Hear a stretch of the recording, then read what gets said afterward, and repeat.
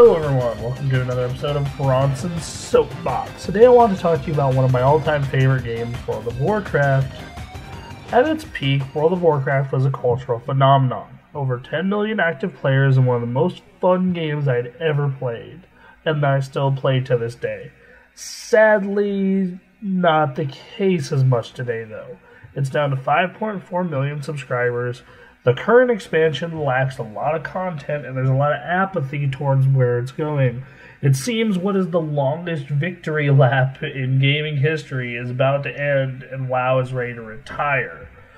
But, as a longtime fan, I still think the game can be resurrected. The question is, how? Well, let's get into that. First, Blizzard needs to get the difficulty curve right again. Ever since Cataclysm, the difficulty curve in World of Warcraft has been completely messed up. First Cataclysm was way too hard, then it was way too easy, and the game has been like floating around in that easy zone ever since. So Blizzard needs to get back to where it was in Wrath, where, yes, the game was accessible. I wasn't the most hardcore raider. I did play daily, but I wasn't like in ICC hard modes the second they were available. I was, kind of an average middle ground guy, but I was still able to raid and get epics and have fun. It just took more time. You could play Wrath casually, but if you were an enthusiast or a hardcore player, the games that you were able to get in those hard modes right as they came out, they were very challenging, and then those hard modes had changes to make them even more difficult. It's like, okay, well, you can beat Seltharion, but can you beat Seltharion with one Drake up, or two Drakes up, or all three of them up? It's things like this that really made it so the game was tuned to whatever skill level you were at. The problem is right now, they kind of cater to two audiences. The most casual, with the LFR crowd, just mash buttons, get loot. Or the most hardcore world-first raiders, guys like Paragon and Method, who are, world's first guilds. They need to get back to a middle ground where if you're kind of in the middle and you want a challenging game, but you can't, obsess over it, that option is still there for you, because it's really not anymore. So, I don't know, maybe make it so LFR only drops blues, so if you want those epics, you really have to put the effort in and do normal mode, and things of that nature. The next thing I believe, they need to focus on lore that people actually care about. The reason people cared during Wrath and BC and even Vanilla, the lore was focused on famous characters. Illidan, Arthas, things of that nature.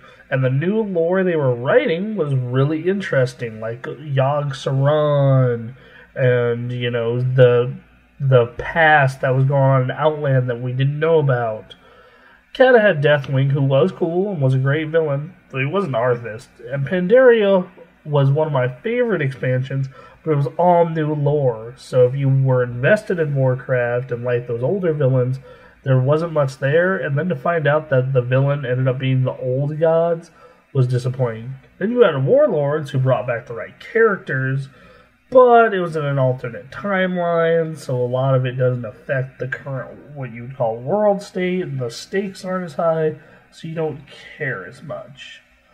So bring back characters people actually care about. Sylvanas and Kul Tiras and the Undead plotline. Maybe have Sylvanas turn her ways. Maybe have the Worgen take back Gilneas. Really focus on the storylines people are really interested in.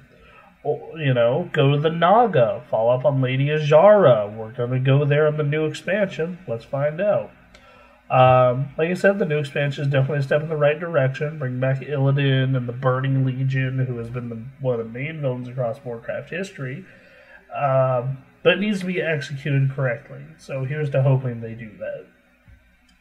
The last thing that Blizzard really needs to nail is social interactivity.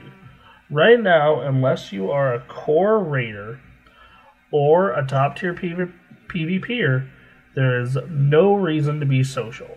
5-man content requires no communication. LFR is a joke, but nothing but infighting and sadness. And garrisons are a lot of fun. They encourage you to log in every day, but they almost encourage you to wall yourself off from the rest of the world. Part of this goes back to the difficulty problem. I feel a lot of this could be fixed by just making communication necessary for a good chunk of PvP, or, do something like with the new class hall feature in Legion to make it so that you need to go on specific group quests with members of your class, so it makes your class feel special, and you bond with people who play your class, but you also get social and group content together.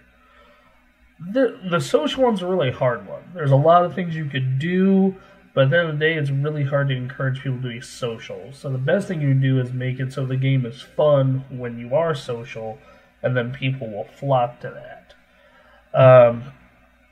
I still play WoW. I love WoW. It's a fun game, but it does need some help. These are some of my ideas. Maybe Blizzard has another solution that will work. Here's hoping. But I really hope World of Warcraft gets back to where it needs to be. Anyway, this has been Bronson's Soapbox. Please follow us on twitch.tv/TheGamerAccess, Twitter @TheGamerAccess, Facebook, TheGamerAccess.com, and I'll be back next week with another Bronson Soapbox. Bye, love you guys.